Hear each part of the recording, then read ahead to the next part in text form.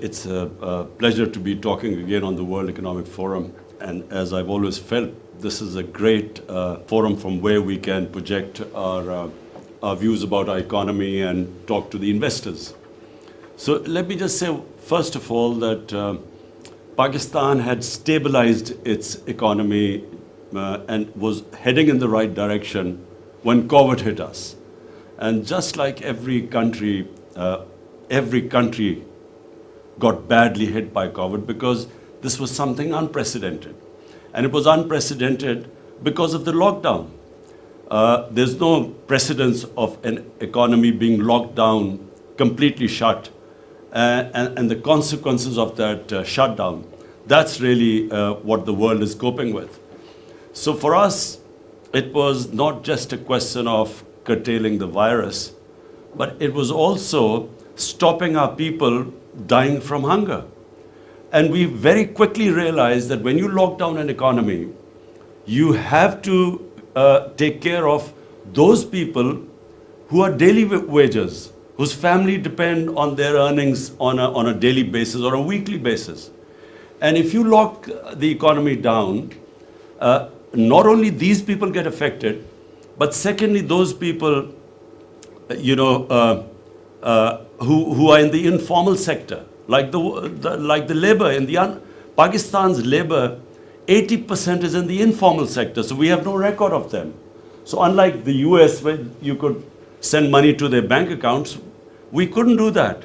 So we quickly realized that we could not impose a lockdown like the one imposed in Europe or in China. We realized that we had to go for a smart lockdown. In other words, have spot the hotspots and lock them down, but do not really have a strict lockdown, because you can't lock down hungry people. So that worked. We opened up our economy quicker than others. We never locked down the agriculture sector, which was basically rural. We opened up the construction sector, which was in the cities, and because it was mainly outdoor, there was no spread because opening up the construction sector. And then we had a cash program where we gave about 15 million families were given cash handouts. And it was one of the best programs, and that really saved us from the worst effects of the lockdown. And actually, because the people were with us, the public complied with our measures, we came out of it better than any other country. So we saved our economy from its worst effects. Also, we saved people dying from the virus. Now, of course, we are hitting a second peak. And my worry right now is that, number one, because we succeeded so well, people are no longer that worried about the virus anymore. And so we do not find that sort of level of compliance. And secondly, we do not know how long this second wave, because it's in the winter, we don't know what this winter wave is going to be like. So, there's a bit of worry right now, because our cases are climbing up quite rapidly these days. The lessons we learned from the first wave of COVID was that we, in our country, with our high levels of poverty and with a young population, high levels of unemployment, we cannot afford a lockdown where we lock down our businesses, where we lock down the factories. So we have taken a policy decision that we are going to keep the businesses and the factories which employ people. We are not going to lock them down. We are going to only lock down the non-essential, in other words, public gatherings and so on, where our economy doesn't get hurt, because we feel that the consequences of hurting our economy on the people is going to be far greater than the effects of the virus. Now, the two challenges we faced, the two biggest challenges, one was the fiscal deficit. When we came to power, it was the biggest ever fiscal deficit in our history. And second was the current account deficit, the external deficit. And that also was a record deficit. So the first year and a half really was stabilizing the economy to bring these deficits down. So cutting our expenditure, improving governance, and then improving the tax collection to remedy the fiscal imbalancing. And secondly was cutting down on our imports and trying to stimulate our exports, stimulate remittances into Pakistan, because that forms a considerable part of our foreign exchange earning. Foreign direct investment, which was improving and fortunately is improving again. And then also clamp down on money laundering. Now, this is a big problem in the developing world where illegal, illicit flows of money leave our country to offshore accounts and so on. This illegal money. So we clamp down on that too. As a result, after 17 years, the last quarter, we had a current account surplus. This is after 17 years, so this was a big achievement, and which reflected on the stability of our currency, because we have our currency is now floated and it's on a market-based exchange rate. So our current currency stabilized, in fact gained in the last few months. Our exports started increasing, because previously our exchange rate was artificially kept high. As a result, the exports went down, and we had the biggest trade gap of $40 billion between import and exports. Our exports started improving. We also gave incentives to the export industry, to the industry in general. And so we are seeing, compared to all the other countries who've been hit by COVID, Pakistan is that fortunate country where our stock exchange shows that the business community has confidence in us. Our exchange rate reflects that. We have now cement sales are highest in our history, which means that the incentives given to the construction sector have worked. So the construction sector is on the move, which means more employment. Our textile industry at the moment is running full.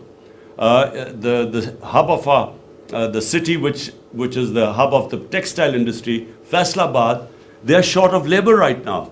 So the measures we took first stabilized and now are heading in the right direction.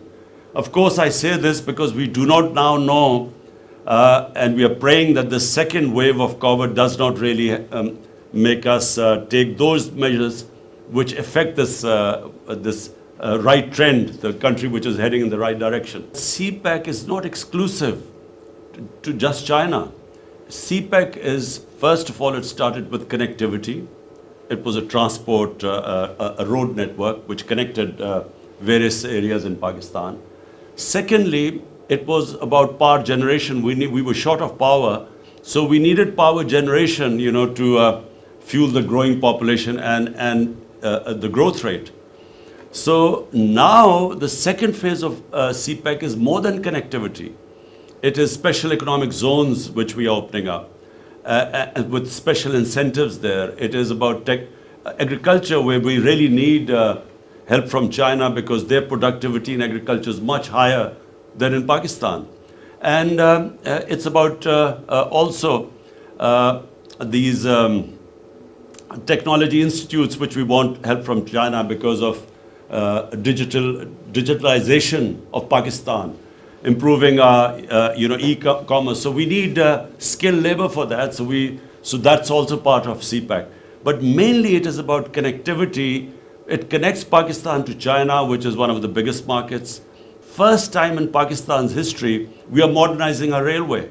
And it will completely revolutionize railway travel in Pakistan, which is called the ML1.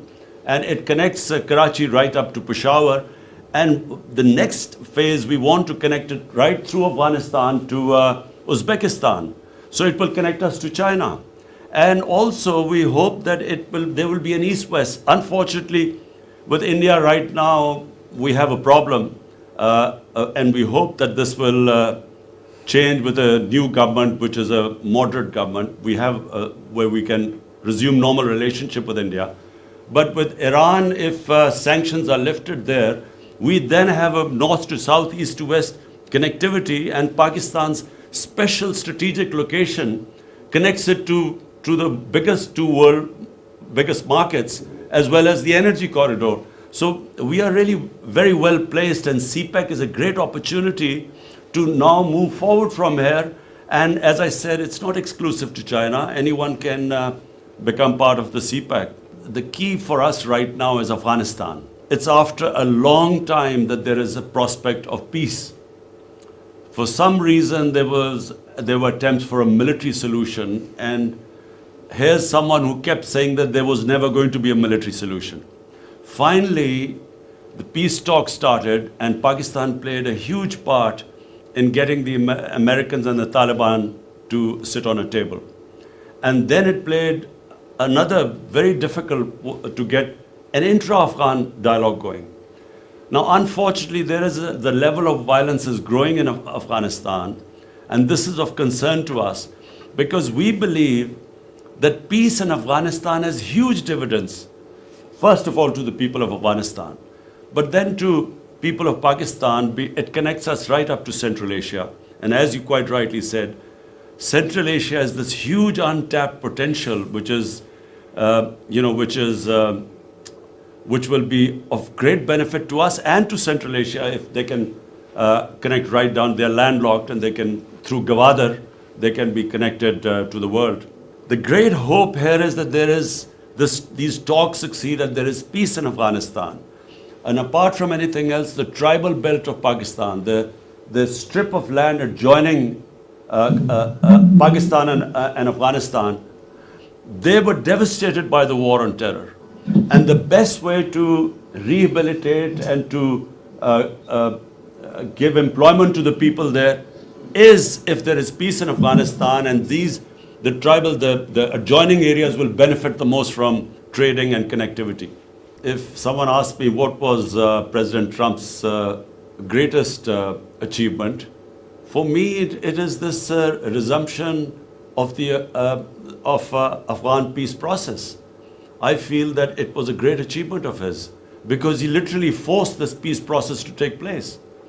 And the fact that after so many years there's a dialogue going on, no matter how difficult, and it was always going to be difficult, the longer the conflict, the harder it is to bridge that divide which that conflict creates.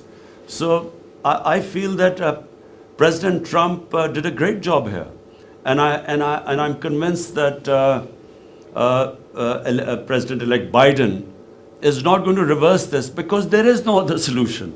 I mean, there is only one way forward.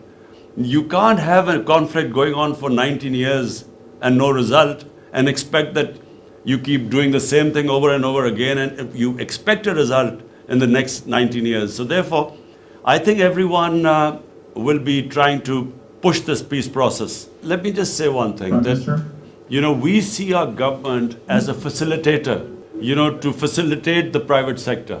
We believe that, the government's job is not to actually come into business, except in certain crucial areas. But in this field, we really believe that it's the private sector that needs to be encouraged and facilitated. So the answer is yes, this is the future, public-private partnership. And the sectors you mentioned are extremely important: agriculture, governance system, because the efficiency in governance system comes with e-governance.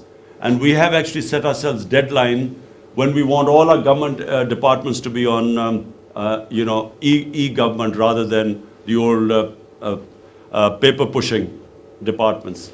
Pakistan's retail sale is almost around 125 to 130 billion dollars. It's a huge market, 220 million people, young population. And you mentioned groceries.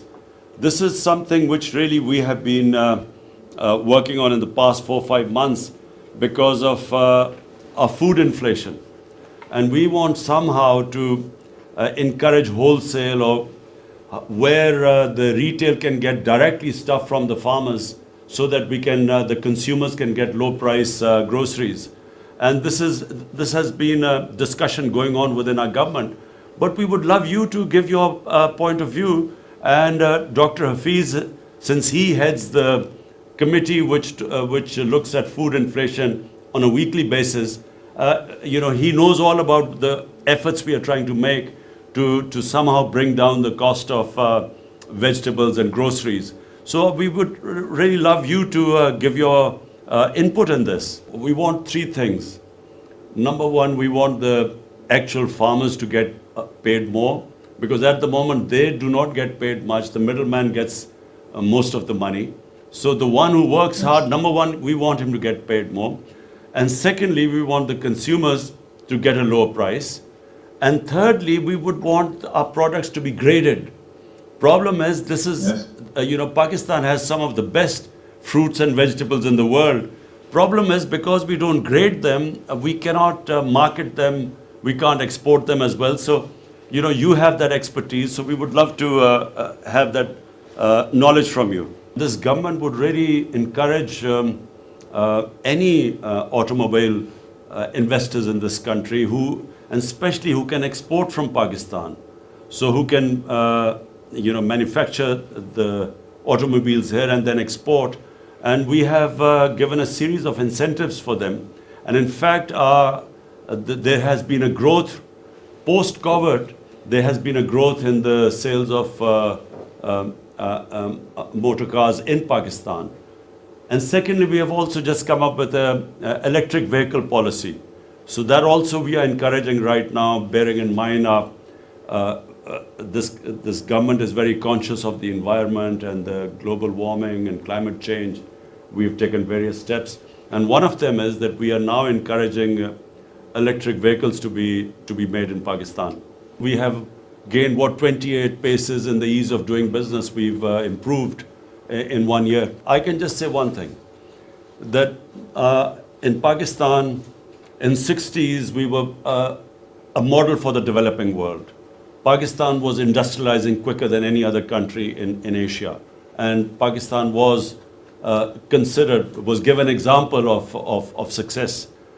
Unfortunately, 70s, we went the other way. We became more a socialist country, and so profit making almost became a crime at one point, which is sadly what happened in those days of where there were two camps, capitalism and communism. So we went that way in 70s, and that choked our industrial development. This is the first government in Pakistan since 60s which has made it a point that we want to make profit making easy for people. So we want to do everything to make it easy for investors to make profit in Pakistan. And so as a result, we are trying to remove all the impediments that were in the way of profit making. So that means dealing with regulations, with red tape, all the problems we were stuck with. And so we are moving in that direction, and it is reflected now, and especially in our construction sector, because that's one sector where 30 industries are attached to it. So once that gets going, the other 30 industries all start moving up. And that is where it has taken us almost a year to remove all the impediments that were in the way of the construction sector. And that's what we are trying to do in the small and medium industry. This Pakistan, the current Pakistan of the 220s, is all about creating wealth by industrializing, by making it easy for industrialists, and then using that wealth to lift our people out of poverty. And it's actually a model which China followed. Our biggest problem right now in Pakistan has been very expensive energy. We unfortunately, the sort of power generation contracts we signed in the past, the cost of that generation is unfortunately so high that we are almost 25% more expensive, producing more expensive energy in Pakistan compared to our competitors like Bangladesh and India. And I mean 25% more expensive energy to industry. And therefore, it has actually impeded our industrialization, which means wealth creation, and which means our inability to sort of raise people out of poverty or even to pay our debts. So therefore, our biggest challenge has been now to provide affordable energy to our industry.